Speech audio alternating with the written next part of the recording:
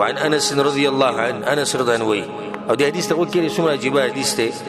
قال سمعت النبي صلى الله عليه وسلم يقول ما ويد رسول صلى الله عليه وسلم خبر وريدل قال الله رسول صلى الله عليه وسلم الله وي عند خبر جوز كما رونا ده الله ده يا ابن ادم ايه ده ادم بچي انك ما دعوتني تجهر كلا ما رابلي او زمان سغواري ورجوتني وزمان اميدون ساتي غفرت لك على ما كان منك ولا ابالي نزلت ما غټول ګناونه وبخم ويس پروام نکوما زلت یو ټول ګناونه وبخم خو په دې شرط چې ته الله ته رجوع کوې او د الله د امیدونه ساتي او هغه شروط پکې د توبې موجودي الله به ته ټول ګناونه وبخي او الله وي زما په هېڅ پروام نه یا ابن آدم دې خبرې ته غوږ کېدی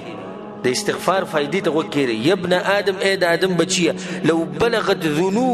ذنوبك عنان السما که ته دومره ګناونه وکړې چې ستا دا ګناونه د ځمکې نه اسمانه پورې ورسي دا به څومره ګناونه وي چې د ځمکې او د اسمان په منځ کې چې کومه فاصله دا به ډکه شي که ستا ای د آدم بچیه الله وي ای د آدم بچیه که ستا دا ګناونه اسمان ته ورسي ثم استغفرتني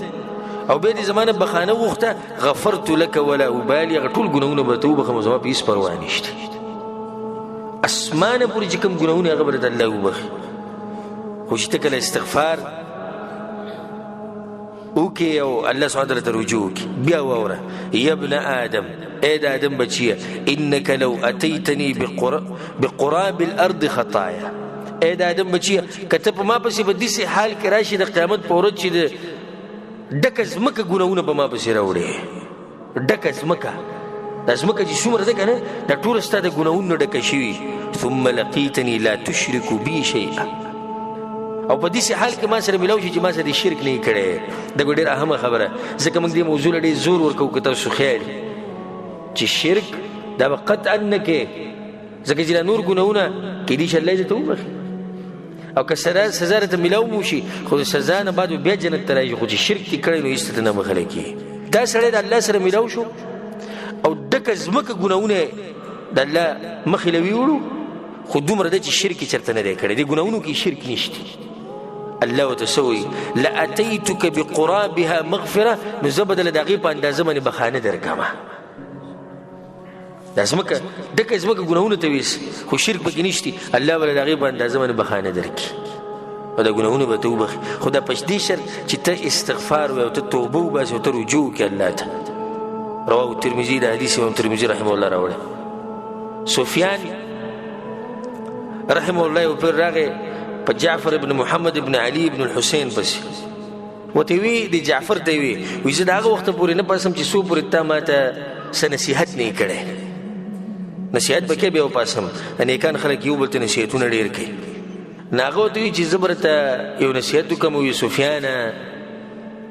کچرته الله دې نعمت تر کی او ته دا غواړي چې نعمت باقی پاتې شي چې ختم نشي نو شکر ډېر وباسه ذکر چې الله په قرآن کې سوی لئن شکرتم لازیدنکم که تاسو شکر وباسئ الله یې به د نعمتونو ښه ډېر کړي بیا ورته سفیانه دا خو چې کله رزق د باندې ډېر شي شکر که ته دا وایې چې د رزق پاتې شي نو دغه طریقه ده او که چېرته رزق د کمزوری شي نو بیا استغفار ډېر کوه ذکر چې الله په قرآن کې وایي استغفروا ربکم انه کان غفارا يرسل السماء عليكم مدرارا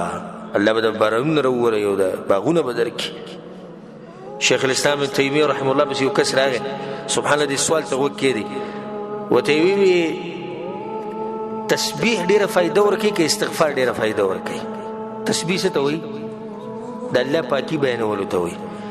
یعنی سوال دې شو چې یو سړی استغفار کوي د الله نه بخانه غواړي دی غوړي دی کنه یو سړی تسبیحات ډیر وایي د الله پاکیان ډیری بیانې دی غوړي اسی ډیر جوړ سوال دی او علماء الله پو ور کړی قرآن او حدیث باندې پو خلک هغه دې جواب ورکول هغه ډیر عجیب جواب ورکوته وی کله چې کپڑا پاکه نو خلک به خوشبو لګي کپڑا چې پاکه څه به لګي خوشبو چې کپڑا سخای نو به صابون ته ضرورت دی مطلب دا شو که ګناونه دي نه به الله پاکیانه بیانوي که ګناونه دي نه اول ځان وینځه په صابون باندې او صابون څه شي دی استغفار دی نو بیا د هغې نه بعد څه کوه بیا تسبیحات وایه